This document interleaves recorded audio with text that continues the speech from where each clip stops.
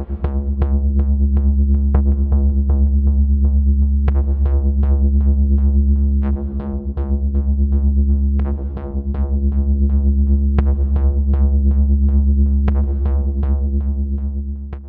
folks, I'm Spencer, and on today's episode of Cult Mania we're plunging into the intense and bizarre world of Andrzej Zulawski's 1981 film, Possession.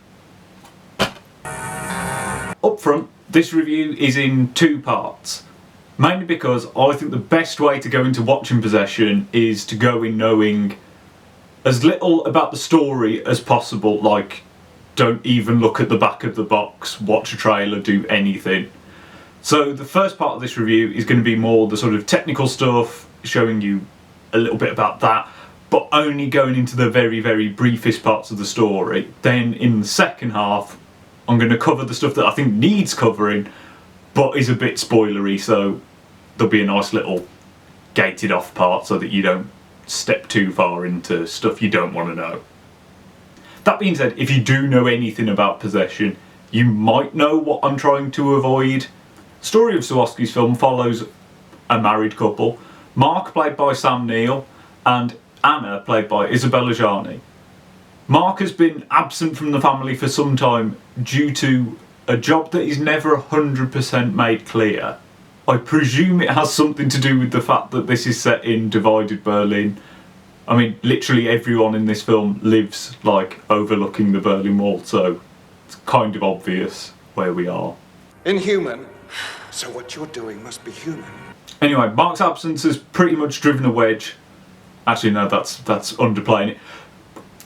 Sort of created a chasm between the two that leads to pretty much just screaming matches as soon as they start to meet each other again. And that's as much as I'm going to give away about the plot in this part of the review. I think it's fair to say that both actors give fantastic performances. I mean, I think this is a film pretty much built around performance. I mean, Isabella Gianni does steal the film. Her sort of frenzied portrayal of Anna,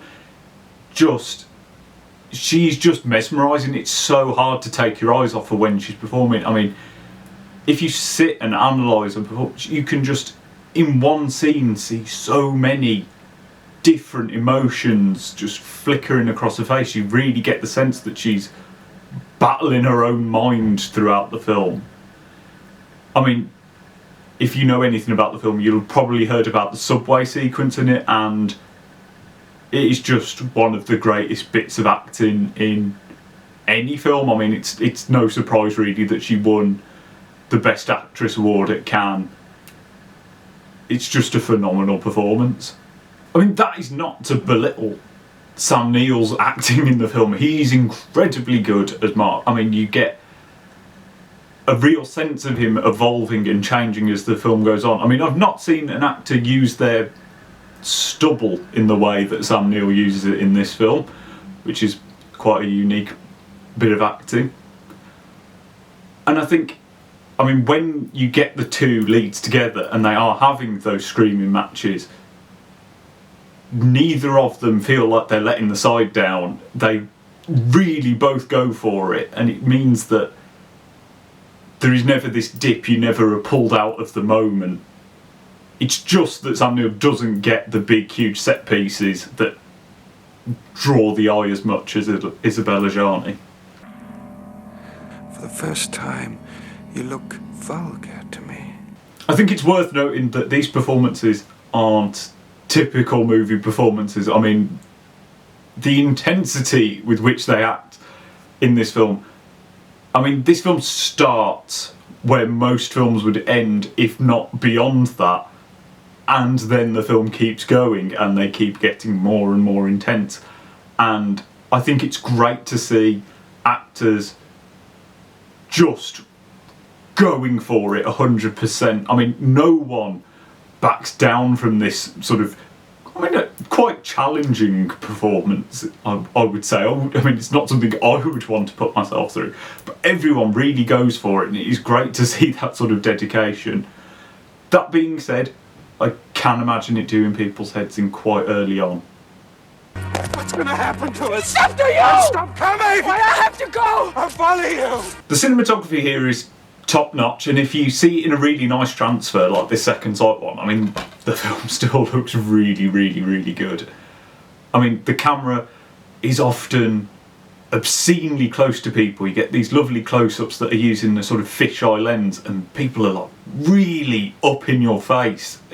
It's really quite intimidating. It does feel like someone's staring you down about an inch from your face. But then at the same time, the camera can be skulking around in the back of shots. I mean, you get these lovely, really low-angled wide shots that are just orbiting around the action, and I think it's this constant switching between being incredibly far away and incredibly close that sort of help to constantly sort of jolt the audience, and it brings that intensity because you can cut between those two extremes so quickly, and it just brings you right into the moment. Also, there is a fantastic shot of one of the characters sat in a rocking chair, and my god, whoever did the focus pulling on that scene deserves a medal, because you've got the character constantly coming forwards and back and they're always in focus. It's just fantastic. The whole colour palette of the film is very pale, it's very cold. You get a lot of, I mean, the deepest colour you get are some of the blues in it, but you also get these sort of minty greens, and you get a lot of white. I mean, Isabelle Adjani's entire wardrobe for the film is blue, and one of the other characters has these fantastic all-white outfits which are incredibly 80s and not practical at all, but I mean, they look really good in the film. So the soundtrack is also quite strange. I mean, it has some familiar elements. I mean, the main theme has these sort of string notes, and you get a lot of synth going on as well. But then other parts of the soundtrack have these very strange sort of music concrete sounds. You get sort of this sort of ripcord sound. You get some bits where there's just these weird like scratches and scrapes. It's almost got a sort of the same sort of vibe that you get from something like Texas Chainsaw Massacre, with the sort of power drill on bone sound that you get in that. It's not quite as intense as that. It's used more ambiently, but it's just there, and it helps to sort of keep the film unsettled. Now, everything I've just said probably doesn't do the film any justice. It probably doesn't prepare you quite for what you're getting into when you watch Possession. I think in part that's because it is such a unique film, but it is a film that isn't 100% obvious in its uniqueness. This isn't like when I reviewed Holy Mountain and you see one frame of that film and you can 100% know why it's unique. You really have to sit down and watch Possession to get a sense of it. And I highly recommend you do sit down and watch it. You are not different from anyone else. I would definitely say to go to divide an audience. It is most definitely not for everyone.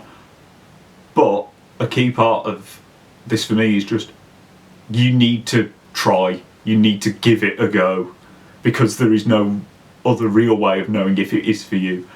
Be warned, if you've come to this film because it's on the Video Nasties list, you might be disappointed, or you might not be ready for what it is. I mean, this isn't a Cannibal Holocaust or a Driller Killer or anything like that. This is far more on an art film side of things than gritty exploitation. Basically, my argument is, watch it, throw yourself into it, and know that if you don't like it 5 minutes in, you aren't going to like it, and you can turn it off and you can take your DVD back, or you can give it to a neighbour that you don't like. But I just think you've got to give it a go, because it is such a unique film. I can't do it justice. Another point, only watch it on a good day. Like, on a day that you're feeling really jolly and, I don't know, you've got everything done for the day. Don't watch it on a bad day, or when you've got a really busy evening ahead of you or anything, because I think watching it on a bad day, it would push you over the edge. You are not different from anyone else. I would definitely say to go to divide an audience. It is most definitely not for everyone. But a key part of this film is just, you need to try. You need to give it a go, because there is no other real way of knowing if it is for you. Be warned, if you've come to this film because it's on the Video Nasties list, you might be disappointed, or you might not be ready for what it is. I think watching it on a bad day, it would push you over the edge. If this is enough for you to want to go and watch it, awesome. Go and watch it, because this is where I'm bringing in the spoiler warning. If I've not convinced you yet, or if you've already seen the film and you just want to know my thoughts on a couple of other points, stick around. But if you've not watched it yet, like the video, pop it in your watch later, or subscribe to me so that you can come back and you can watch the rest of the review once you've seen it. Okay? This is your spoiler warning, okay? Cool, we all ready? So I'm just going to get right into it then. How good is the creature in this? Yes, there is a weird tentacle monster in possession, and it is gloriously weird. It really has this fantastically horrible quality that you just don't really want to look away from. I think it's great because it comes at a time where I think we're all getting so used to a lot of monsters in films are sort of rubber suity, you know, they look peoply. This is just oddly shaped, writhing around. It makes fantastic squelchy noises, you know, proper noises, which is great. Because I love that you can hear it a lot of the time before you see it.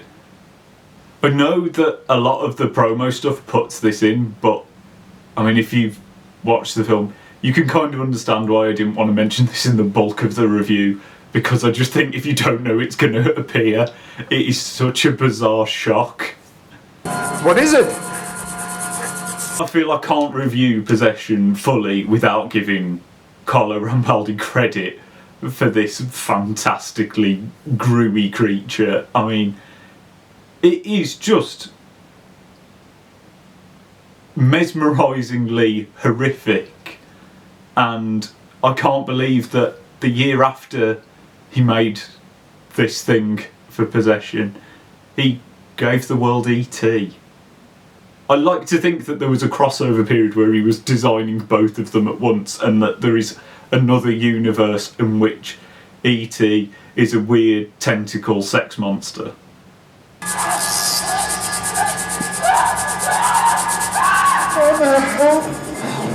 I think the fact that the monster shouldn't really make sense within Possession, that many other people wouldn't make a film about the breakdown of a marriage that had a tentacle sex monster in it, is what makes Possession great, and I think it's at the heart of what Possession is about. To me, so much of the plot of Possession doesn't 100% make sense, or at least not in the way that I've interpreted it. I mean, why would you fall in love with a weird tentacle sex monster? Why are the two Isabella Giannis? Why do people just switch personality out of nowhere? Why is the best way to solve things to spin around shouting and attack yourself with a electronic knife? This isn't a representation of a real argument between a couple. It is the representation of the emotion that goes into that argument about how you argue with people that you love. The world outside disappears. You are locked in to just that intense moment, and Possession does exactly the same thing. You just go with it. You sort of run on instinct, and it's almost like the plot is running on instinct. It just goes, okay, we need something to happen. We'll throw it at you so quickly that you don't pay attention to the fact that it might not make 100% sense. This is the thing. Possession doesn't have to make sense, because when you are caught in an argument, whatever you say doesn't have to 100% make sense. But I understand that that's just my opinion on what this film is about, and I know that there are going to be many, many, many people out there that think I'm wrong, that think that the plot does make sense, because there are ways that I'm sure you can stitch it together that it does 100% tie up, or that you still think it's sort of a metaphor for something. But your opinion on that is incredibly different. Please, if you think I'm wrong, put it in the comments and tell me what you think, because I've never got the chance to really talk to anyone about this film. I would love to know what you all think of it. While you're at it, why not like and subscribe so that you don't miss any more videos? And I'm off to go and think about Possession some more. I'll see you next time.